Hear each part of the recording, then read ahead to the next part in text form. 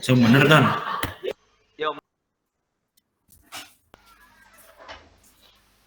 Ya. Bismillah. Assalamualaikum warahmatullahi wabarakatuh. Waalaikumsalam warahmatullahi wabarakatuh. Alhamdulillah. Alhamdulillahi rabbil alamin wa bihi nasta'inu ala umuri dunya waddin. Wassalatu wassalamu ala asrafil anbiya'i wal mursalin wa ala alihi wa sahbihi ajma'in amma ba'du. Alhamdulillah, insyaallah pada malam hari ini kami dari kelompok 4 yang beranggotakan Alfiola Dafa Al-Hafiz, Rifki Muhammad Fauzi, Zidan Kurnia Rahman, Muhammad Sultan Iqbalul Hakim, Wahyu Nur Sinta Sari, dan Putri Rahayu. Insyaallah kami akan mempresentasikan materi mengenai bahan ajar. Ya, langsung saja kita masuk ke materi. Yang pertama adalah pengertian.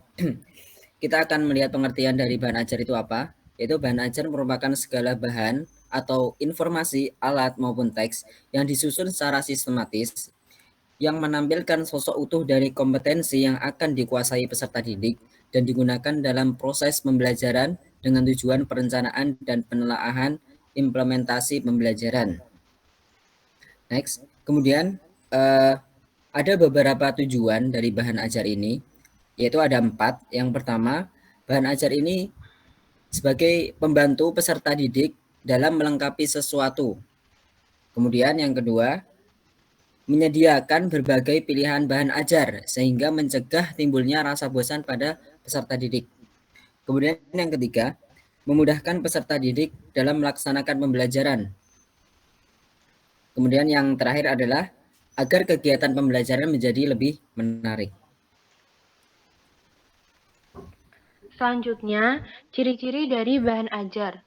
Yang pertama, substansi yang dibahas harus mencakup sosok tubuh dari kompetensi atau subkompetensi yang relevan dengan profil kemampuan tamatan.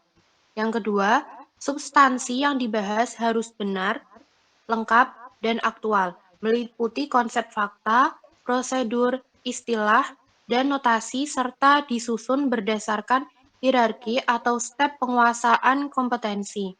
Yang ketiga, tingkat keterbacaan, baik dari segi kesulitan bahasa maupun substansi harus sesuai dengan tingkatan kemampuan pembelajaran. Yang keempat, sistematika penyusunan bahan ajar harus jelas, runtut, lengkap, dan mudah dipahami. Selanjutnya, kriteria pemilihan bahan ajar. Yang pertama, valid, yaitu isi pembelajaran hendaknya cukup valid, artinya kebenaran materi tidak disangsikan lagi dan dapat dipahami untuk mencapai tujuan. Yang kedua, bermanfaat. Bahan yang diberikan haruslah cukup berarti atau bermanfaat. Hal itu berhubungan dengan keluasan dan kedalaman bahan. Yang ketiga, bahan hendaknya menarik. Dan yang terakhir, bahan hendaknya berada dalam batas-batas kemampuan anak untuk mempelajarinya.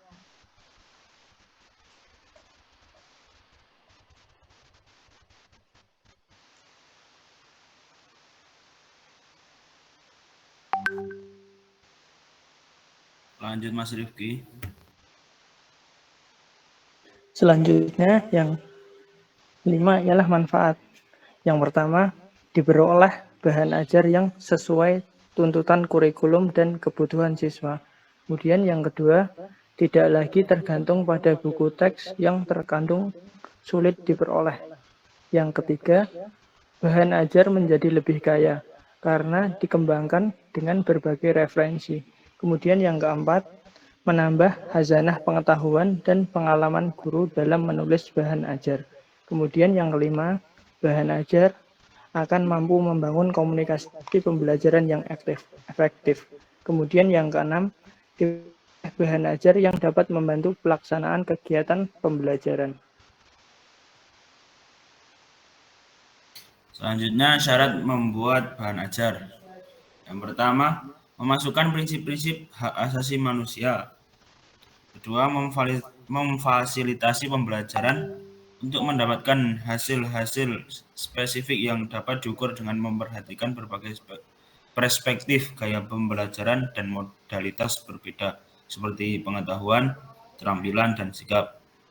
Selanjutnya, memperhitungkan level konseptual, lingkungan linguistik, latar belakang, dan kebutuhan pembelajar di dalam membentuk isi dan mendesain model pembelajaran. Kemudian memfasilitasi pembelajaran yang dapat mendorong partisipasi dan pengalaman secara merata dan setara. Kemudian bahan ajar dapat dijangkau dari sisi biaya, memiliki daya tahan lama, dan dapat diakses oleh semua pembelajar. Kemudian media ajar. Media ajar ini yang pertama, media visual, alat atau sumber belajar yang di dalamnya berisikan pesan, informasi khususnya, materi pembelajaran yang disajikan secara menarik dan kreatif, dan diterapkan dengan menggunakan indera penglihatan. Kemudian media audio, media dengar atau media dengar adalah jenis media pembelajaran atau sumber belajar yang berisikan pesan atau materi pelajaran yang disajikan secara menarik dan kreatif dan diterapkan dengan menggunakan indera pendengaran saja. Kemudian media audio visual, jenis media pembelajaran atau sumber belajar yang berisikan pesan atau materi pelajaran yang dibuat secara menarik dan kreatif dengan menggunakan indera pendengaran dan penglihatan. Media ini berupa suara dan gambar. Kemudian yang poin terakhir ya, sumber bahan ajar. Yang pertama ada buku teks. Buku teks ini digunakan sebagai sumber bahan ajar untuk suatu jenis mata pelajaran, tidak harus satu jenis, apalagi hanya berasal dari satu pengarang atau penerbit. Kemudian yang kedua, ada jurnal, yaitu penerbitan berkala yang berisikan hasil-hasil penelitian atau hasil pemikiran sangat bermanfaat untuk digunakan sebagai bahan ajar. Ya, kemudian laporan hasil penelitian ini diterbitkan oleh lembaga penelitian atau oleh para peneliti, sangat berguna juga bagi untuk guru mendapatkan sumber bahan ajar yang aktual dan mutakhir. Kemudian yang terakhir, pakar bidang studi. Ya, pakar tersebut dapat dimintai konsultasi mengenai kebenaran materi atau bahan ajar, ruang lingkup, kedalaman, urutan, dan sebagainya. Kemudian ada lagi profesional, yaitu seseorang yang memang profesional di bidang-bidang tersebut. Misal profesional dalam bidang dokter, dimintai untuk data-data dan sebagainya, itu bisa menjadi acuan sebagai bahan ajar di kedokteran. Kemudian ada penerbitan berkala seperti koran, yang mana di situ banyak berisikan informasi yang berkenaan dengan bahan ajar suatu mata pelajaran. Kemudian buku kurikulum. Buku kurikulum sini standar kompetensi dasar dan materi bahan dapat ditemukan di mana saja. Kemudian yang terakhir tuh adalah internet, yang mana kita tahu sendiri internet sangat luas, banyak sekali referensi-referensi yang bisa kita ambil sebagai sumber bahan ajar, terutama di zaman sekarang, yang mana memang menuntut kita untuk mampu mendigitalisasi baik itu bahan ajar maupun hasil dari apa yang sudah dirangkai sebagai bahan ajar tersebut. Saya kembalikan ke MC.